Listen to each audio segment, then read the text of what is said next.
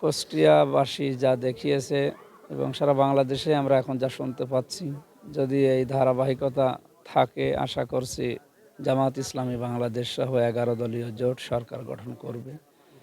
তারা যদি করে, আমরা আগামীর কুষ্টিয়াকে যেগুলো দিয়েছি, প্রায় 16টা বিষয় দিয়েছি, আমরা ইনশাল্লাহ 16টা বিষয় জনগণের সামনে বাস্তবায়ন করব। প্রিমি ওয়ার্ড্রোব, গুছিয়ে ফেলুন জীবনটাকে।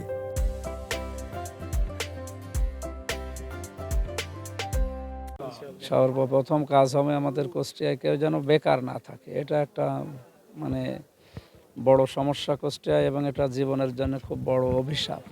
আমরা কেউ বেকার থাকতে চাই না। যে কোনো কাজ, যার যে যোগ্যতা আছে, আমরা এই কাজ আগে তুলে দিতে চাই।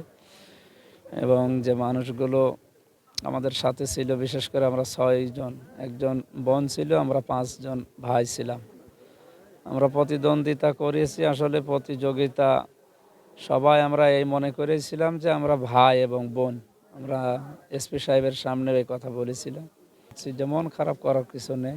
আমিও যদি বিজয়ী না হতাম, আমিও আপনাদের শুভেচ্ছা জানাতাম।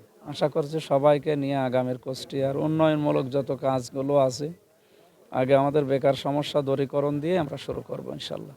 53,722 ভোট বেশি পেয়ে বিজয়ী হয়েছে দাঁড়িপাল্লার প্রতীক এখানে কুষ্টিয়া সদরে। সব প্রশংসা আমি আল্লাহকে দিচ্ছি এবং কুষ্টিয়ার 3 আসনের জনগণকে। আমরা তো জিরো টলারেন্স দিয়েছি, বিশেষ করে চাঁদাবাজির ওপরে। চাঁদাবাজি, দখলবাজি আমরা ইনশাল্লাহ কুষ্টিয়ায় রাখবো না।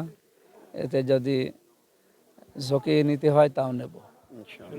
আমরা বাংলাদেশে এই 2টা জিনিস রাখতে চাই না। অস্ত্র তো, অবৈধ অস্ত্র বাইরে থাকবে না। যেগুলো বৈধ অস্ত্র আছে সরকারি ব্যবহার করবে, প্রশাসন যেগুলো ব্যবহার করে, ওনাদের বাহিনী যারা আছে তারা। বৈধ অস্ত্র কেউ যদি লাইসেন্স করে নেয় সেটা আলাদা। অবৈধ অস্ত্র বাইরে থাকতে পারবে না, যেটা মানুষের জীবনের জন্য হুমকি। আমরা যেগুলো দিয়েছি এগুলো আমরা 100 ভাগ চেষ্টা চালাবো, বাকি আল্লাহর ইচ্ছা।